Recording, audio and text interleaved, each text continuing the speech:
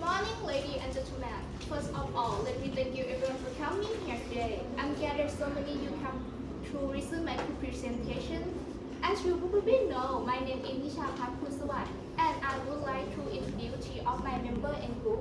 They are visiting team, Waranya and Yunjida. Our presentation will take everyone to travel the floating market without leaving this room, and will be the guide for you all to show how amazing of this place. Our intention is to empower everyone to realize how important of our culture in the floating market. As you can see on the slide, we have divided the topic to four main parts. We will to show you about the history, then move to the way of life, popularity of market, and then we will end up how to maintain the floating market to stay with us for a long time. Our presentation should take about 12 minutes. You can catch up the information which handout we give to you. So that, let's start with the first topic about history. The purpose of my talk is make everyone to travel back to the starting point that make floating market unique every day, then to show you how it has been changed. The history is really important because the past teach us about the present. Everyone, do you know the reason why the waterway transportation is really important to the way of life of Thai people? No. Okay, let's travel back to the 14th century. According in website in Thailand Travel give information that's in the past. Traveling by boat on the waterway was the best way to get around in Thailand because most of the old communities are located along the river. There were people traveling by boat gathered from trading. Moreover, it's what is the main source of economic income in Thailand. So, this is the starting point of the floating markets as well. However, when it moved to the 19th century, the floating market slowly disappeared because there were more roads. Thailand has imported cars from abroad. So, most people have using cars for transportation instead of the boats. But guess what? Why the floating market in Thailand still exists today? Let's move to the last point. In 20th century, the government should realize the advantage of the wave and promote the floating markets as part of cultural tourism program in order to preserve and recover at to all way along the river the canal at a resort. Many floating markets will appear again and it become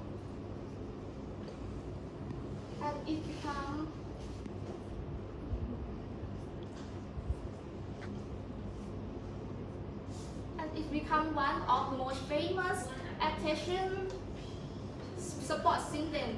So these are the reasons why the waterway transportation is really important for a long time. In the next topic, let's move to the next topic about the way of life in floating market. Please welcome Ms. Philippines.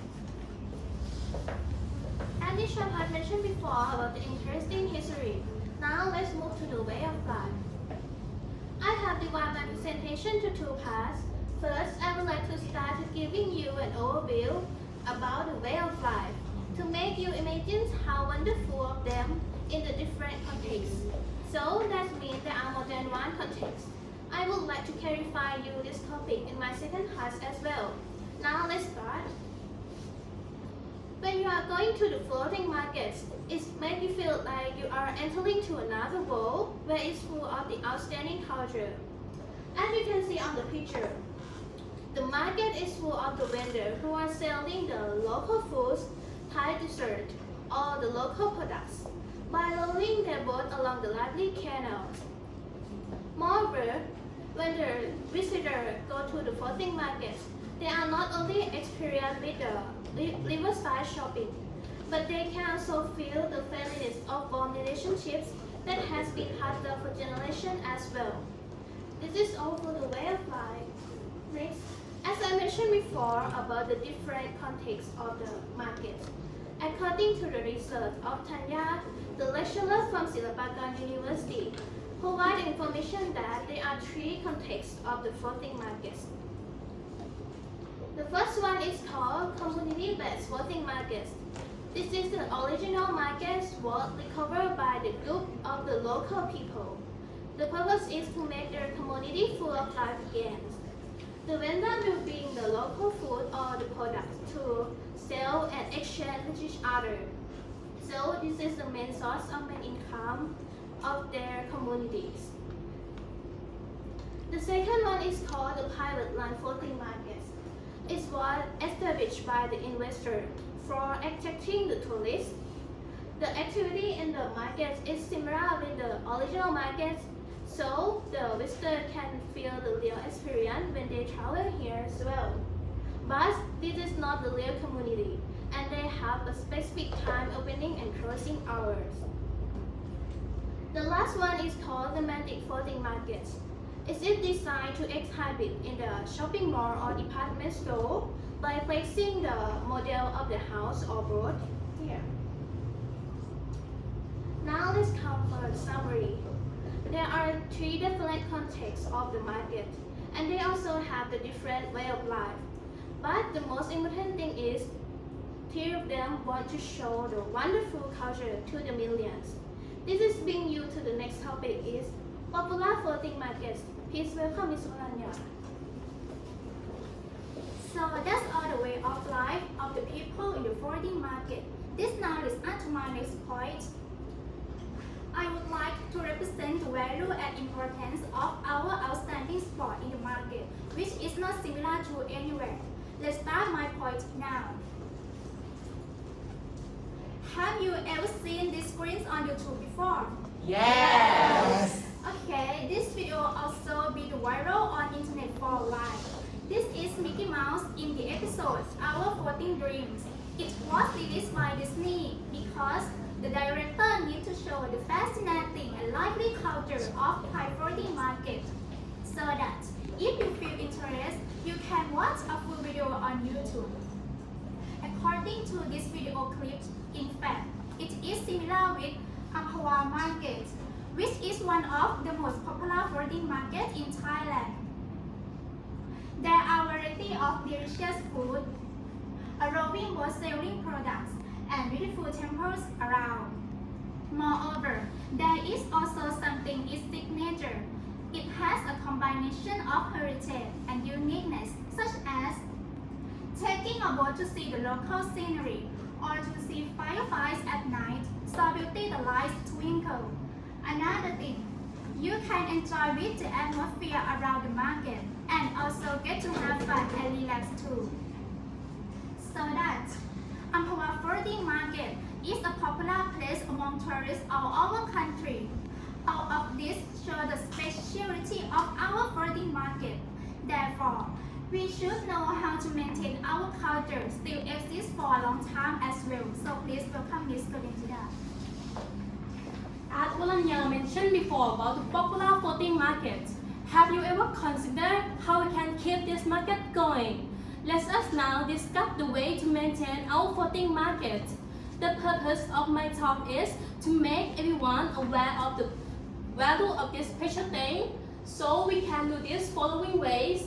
First of all, we must to create awareness of the value of the culture by supporting the local wisdom product and water cultural tourist program globally. For example, according to the website, Department of Tourists promote the water cultural tourist program on social media around the world. These are the reasons why the floating market is full of life for a long time. So, I would like to suggest the easy way we can do by using the power social platform to share the culture like social or TikTok. We may inspire people to travel.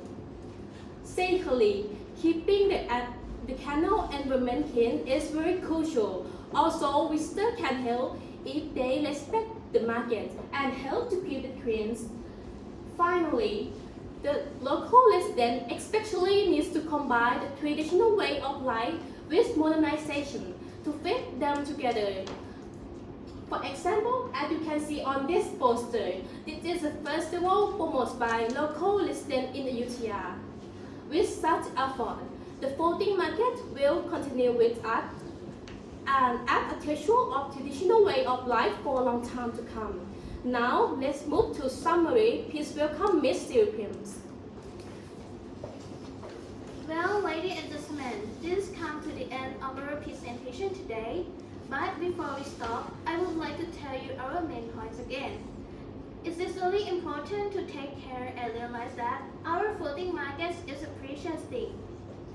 To recap, we have traveled back to the history, and then we have dived into the way of life and the different contexts of the market.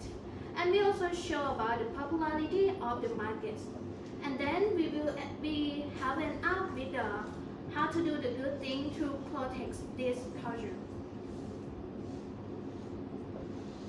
But the most important thing to remember is how can we do to protect them. This is really essential because it's like a treasure that has been passed down for generations. So for this lesson, everyone has the responsibility to protect them. So in the end, please remember even the small thing that's like the awareness of the value.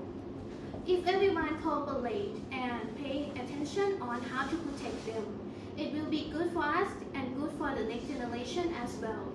Let's begin to do the wonderful thing to make this culture still shining as much as possible. Thank you for your attention.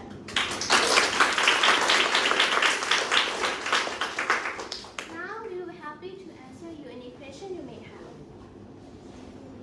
As mentioned in the presentation, in the 19th century, that's had change occurred in which year?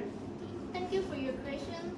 Thailand changed the transportation in 19th century occurred around 1950 to 1960. Thank you. Can you give me some example of private run voting market, please? Yes, for the example of private land market, in addition is Ayutthaya floating markets. It was established by the investor by combination of the market with the Ayutthaya tradition. What do you think is the way to keep voting market? I think the best way to keep the floating market is using the power of social platform to share the value of this culture around the world, like TikTok or YouTube, as I mentioned in my presentation before. Thank you. What is the percent of our floating markets for tea countries? Thank you for your question. The Ampawar floating market is in the first context, which is the community-based floating market.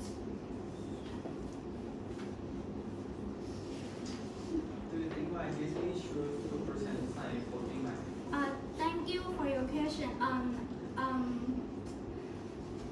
I think our floating market has its own charm. It's colorful and lively, and I believe this is a destination for tourists. In what era did the voting market occur in Thailand? In this question, this can be clearly answered, but for information, it's found that the foreign market born in Ayutthaya period. Is there anything else special about our voting market? For this question, yes, you can get a good vibe during the night because Amphawa is the first voting market that opened until dusk.